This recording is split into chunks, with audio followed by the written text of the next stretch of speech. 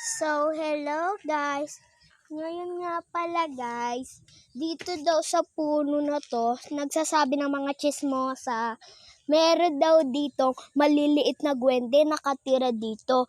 Tapos daw yung doon banda sa malaking puno na yon, meron daw nakatirang batang babae na kulay puti daw damit, tas nakakatakot, tas sobrang itim daw.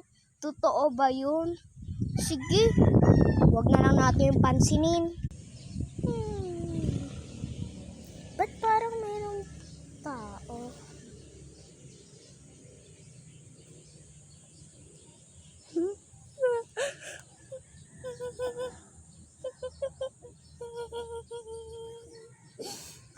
Takbo!